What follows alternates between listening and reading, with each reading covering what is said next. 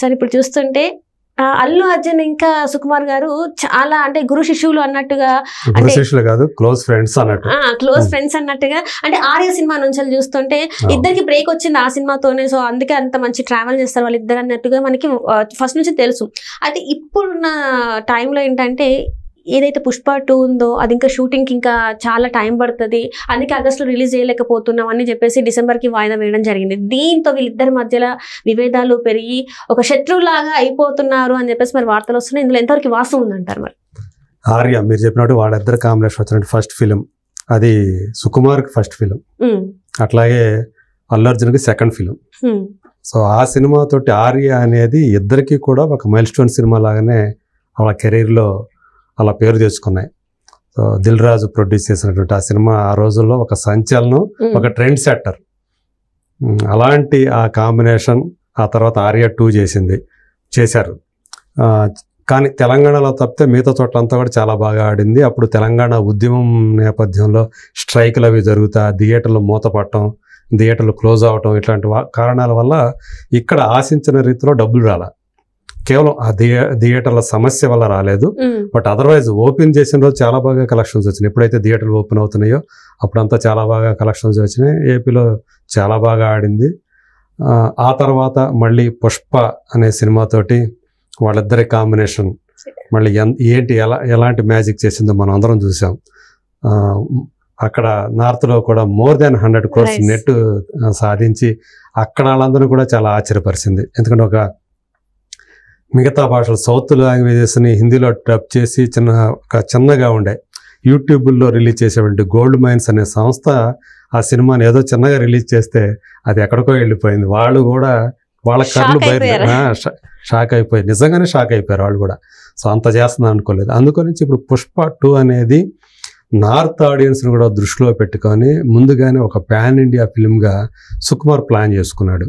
So దాని తగ్గట్టుగా ఆ సబ్జెక్టును కూడా దాన్ని విస్తరించుకున్నాడు తను. సో ఏదైతే మనం పుష్పలో చూసామో దాన్ని ఇంకా పాన్ ఇండియా అప్పీల్ ఉండేటట్టుగా నార్త్ ఆడియన్స్ కూడా, ఎందుకంటే వాళ్ళు కూడా చాలా ఏగర్గా వెయిట్ చేస్తున్నారు కాబట్టి, పుష్పరాజ్ మేనియా కూడా వాళ్ళని కూడా ఊపేసింది కాబట్టి, సో దానికి తగ్గట్టుగా మరింత బాగా తీసుకురావడం కోసం మరింత బడ్జెట్ ఫస్ట్ పార్ట్కి ఎంత ఖర్చు పెట్టారో దానికి మించిన ఖర్చుతోటి పుష్ప 2ని ప్లాన్ చేసుకున్నారు. కాస్టింగ్ కూడా అలాగే తీసుకొచ్చి ప్లాన్ చేసుకున్నారు. సో ఇప్పుడు మీరు అన్నట్టు యాక్చువల్గా ఆగస్ట్కి రిలీజ్ అవ్వాలా. ఎప్పుడో ఫస్ట్ పార్ట్ వచ్చేసి 2021, అంటే మనకు గుర్తున్నట్లయితే సెకండ్ లాక్డౌన్, కరోనా లాక్డౌన్ అయిపోయిన తర్వాత థియేటర్లు అప్పుడే ఓపెన్ అవుతున్నాయి, అప్పుడే జనాలు వస్తున్న ఆ టైంలో. సో డిసెంబర్లో రిలీజ్ అయ్యి 2021 డిసెంబర్లో రిలీజ్ అయ్యి అంత పెద్ద హిట్ అయింది. సో ఇప్పుడు ఆగస్ట్లో ఈ సంవత్సరం వస్తుంది అని చెప్పేసి ఆగస్ట్ 15th అని చెప్పేసి ఎవరైతే మేకర్స్ ఉండారో మైత్రి మూవీ మేకర్స్ వాళ్ళు అనౌన్స్ చేశారు. కానీ ఆ తర్వాత ఆ టైంకి షూటింగ్ పూర్తవదో పోస్ట్ ప్రొడక్షన్ పూర్తవదో అనే ఉద్దేశంతో మళ్ళీ డిసెంబర్ అన్నారు. సో కరెక్ట్గా 3 yearsకి రిలీజ్ చేయొచ్చు. అంటే 2021లో ఫస్ట్ పార్ట్ వస్తే 2024 డిసెంబర్లో సెకండ్ పార్ట్, కరెక్ట్గా 3 years అన్నట్టుగా ప్లాన్ చేసుకున్నారు. అయితే ఈ లోపల షూటింగ్ పూర్తి కావాలి, పోస్ట్ ప్రొడక్షన్ వర్క్ కూడా జరగాలి. మనం ఒక్కసారి కనుక చూసుకుంటే అంత ముందు రోజుల్లోకి వెళ్తే బాహుబలి అది మామూలు సోషల్ సినిమా కాదు, ఒక జానపద చిత్రం. దాంట్లో విఎఫ్ఎక్స్ వర్క్కి చాలా టైం తీసుకుంటుంది. అయినప్పటికీ కూడా ఫస్ట్ పార్ట్ రిలీజ్ అయినటువంటి 2 years లోపలే సెకండ్ పార్ట్ని కూడా రిలీజ్ చేయగలిగాడు రాజమౌళి. సొంత ప్లానింగ్ తోటి అంత ఇదిగా చేశారు. సో దానికి తగ్గట్టుగానే ఆ రెండు ఒకదాని మించి పెద్ద హిట్ అయ్యాయి. సో ఇప్పుడు ఇది అంత విఎఫ్ఎక్స్ మీద ఆధారపడ్డ సినిమా కూడా కాదు.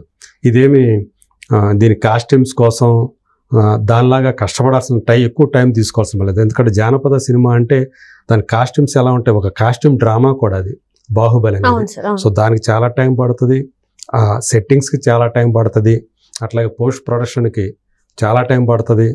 ఎందుకంటే విఎఫ్ఎక్స్ వర్క్ చాలా ఎక్కువగా ఉంది కాబట్టి. సో ఇక్కడ అంత వర్క్ లేదు, అంత భారీ సెట్టింగ్లు ఈ సినిమాకి అవసరంలా.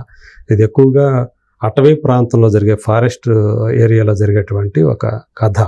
సో కాబట్టి ఎక్కువ పెద్ద సెట్టింగ్స్ అవసరం లేదు, పెద్ద పెద్ద కాస్ట్యూమ్స్ దానికోసం ఎన్ని రోజులు ఎక్కువ మంది కష్టపడక్కర్లేదు.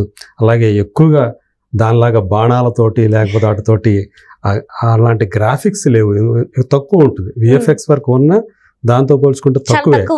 మరి అలాంటప్పుడు ఎందుకు ప్రాపర్ ప్లానింగ్ లేదా? అప్పటి నుంచి మరో సినిమా లేకుండా సుకుమార్ అయినా కానీ అల్లు అర్జున్ అయినా కానీ ఇదే సినిమా మీద టైం మొత్తం పెట్టి పనిచేస్తున్నారు కదా, ఎందుకని కావట్లేదు ఇన్ టైము అనేది ఒక క్వశ్చన్ మార్క్ లాగా అందరికి బయట చూసే వాళ్ళకి కనపడుతుంది. అయితే లేటెస్ట్ ఏంటంటే అల్లు అర్జున్ ఒక ఫోటో ఒకటి బయటకు వచ్చింది. సో సినిమా అంతా యాక్చువల్గా మనకు తెలుసు చాలా రగ్గుడ్ లుక్ తోటి మొత్తం గడ్డంతో కనిపిస్తాడు. కానీ అల్లు అర్జున్ ఇప్పుడు మాస్క్ పెట్టుకొని గడ్డం తీసేసినటువంటి ట్రిమ్ చేసుకున్నటువంటి లుక్ ఒకటి బయటకు వచ్చింది. ఇది చూసేటప్పటికి జనాలు అందరూ కూడా చాలా ఆశ్చర్యపోతున్నారు. ఏంటి గడ్డం తీసేశాడు, ఎందుకు తీసేశాడు, ఇంకా షూటింగ్ ఉంది కదా అనేది ఒకటి నడుస్తూ ఉంది.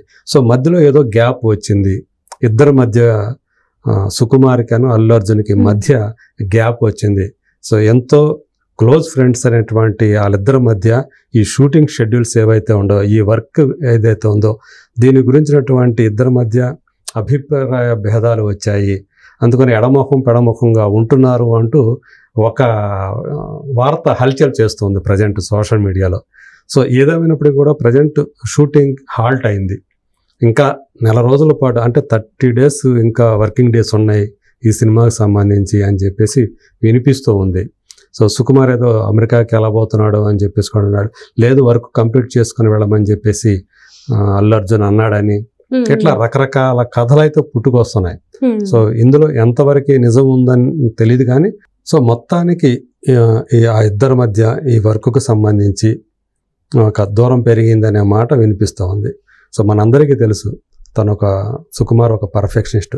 తను ఏదైతే అనుకుంటాడో, ఎలా తీయాలనుకుంటాడో అది వచ్చేంత వరకు కూడా ఎన్ని టేకులు అయినా సరే, ఎన్ని షాట్లు అయినా సరే తీస్తూనే ఉంటాడు. అంటే మనం విన్నాం కూడా, ఒకటి శారీ షాట్ ఏదైతే ఉందో అది 100 దాకా టేక్స్ వెళ్ళినాయని కూడా మనం విన్నాము.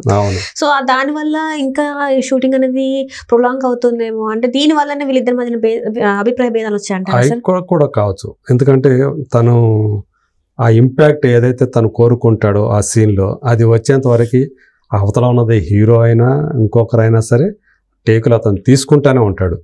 సో ఇది ఒకవేళ ఏమైనా ఇబ్బంది పెట్టింది అల్లు అర్జున్కి, ఎందుకంటే అల్లు అర్జున్ కూడా చాలా కష్టపడే మనస్తత్వం.